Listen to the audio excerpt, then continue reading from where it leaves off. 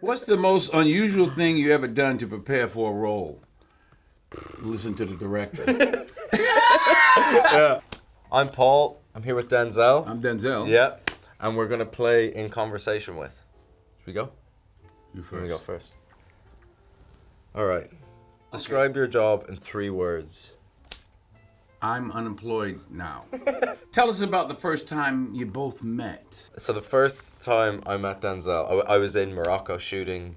The first day that Denzel was on set, I was like, okay, I'm going to go up and say hello. I've no shame in admitting this, but I was a little bit scared. Okay. And then I waited at the bottom of the stair, because there is like up in this balcony, I waited at the bottom of the stairs, and I was like, 2-3 minutes passed, and I was like, I'll do this tomorrow.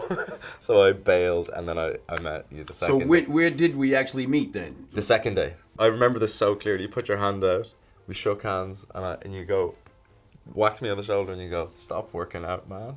Oh yeah, I was pissed off? Yeah. So that's my part of the story. Right, have you learned anything from each other whilst working on this film? Absolutely not. What a waste of time you are hanging around you. I don't know. Yeah, exactly. I learned that I'll never want to do it again. What's your name, by the way? Peter. And you're famous for? For being in a film with you. I learned about humility from you. Really? Humble man. Good That's man. very kind. Good, humble, hardworking. Didn't need to get thrown around as much as you did, Yeah. but I enjoyed it. But a good man. I mean No, that. I mean appreciate that. that. The thing that I learned that I found so leveling was that regardless of what you've achieved, the idol that you are to someone, you came with a desire to do nothing else but work. And I think for any young actor, I think it's important to remind people that regardless of where you get to, that doesn't exist unless you have an appetite to work, and I learned that from you and also from Ridley. I have a question. Which side of your back would you like to be patted on? I prefer this side. Right Yeah, here. great. There you go. Right. What's the biggest challenge of your career so far?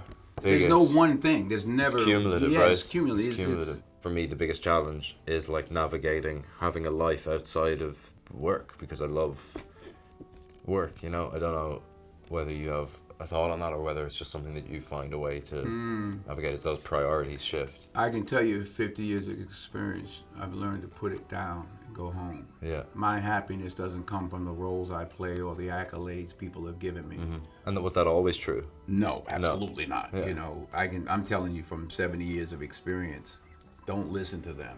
Yeah. Listen to yourself. Yeah. Spend quiet time. Uh-huh. 5 minutes every morning. Just be quiet. Hard to do. Yeah. I'm talking to everybody in this room. Very hard to do. 5 minutes of quiet. Don't reach for it.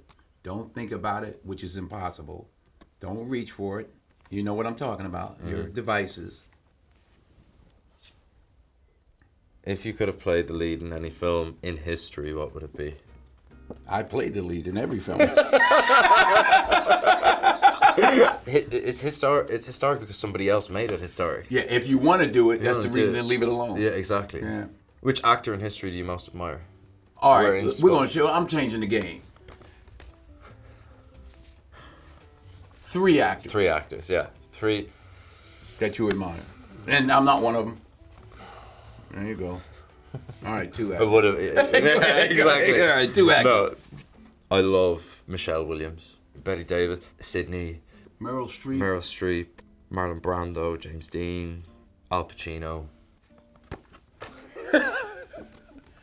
What advice would you give your 18-year-old self?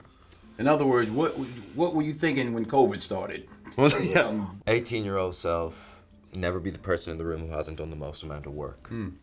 I would tell my 18-year-old self it's okay to not know what you want to do with the rest of your life. When I was 18, I was scared because I was like, okay, I'll be a doctor. So I was pre-med.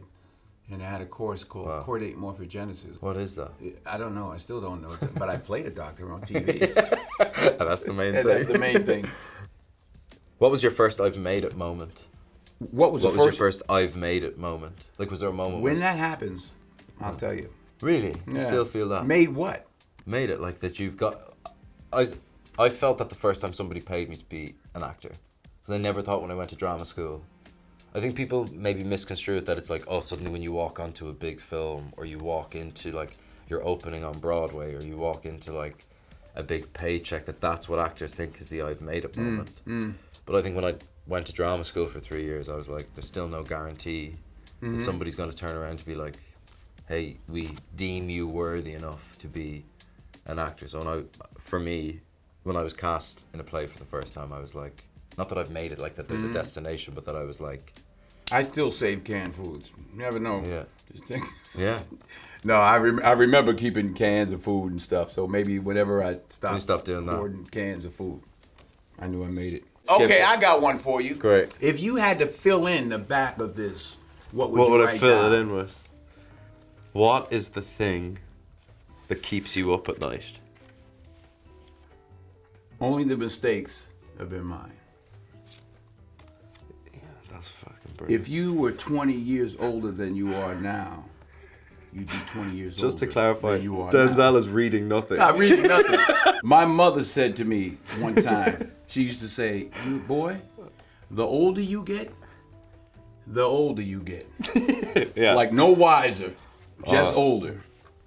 Yeah. Oh, I tell you a moment. I thought I was hot stuff.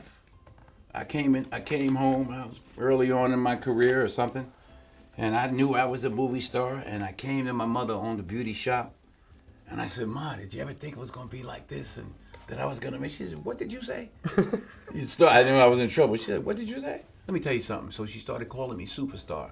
She said, "Oh, you're a superstar, huh?" I tell you what, superstar. Go in the back, superstar. Get that bucket and that squeegee and some soap and water and hit those windows, superstar. And when you finish, superstar, grab the mop and mop the floor down. Wipe it all the way down, superstar. Have you finished wiping it down? Are you in the back, superstar? Yeah, the Coke bottles, they have roaches in them, don't they? Right. Turn them over. Get the roaches. I mean, this is a true story. Get the roaches out.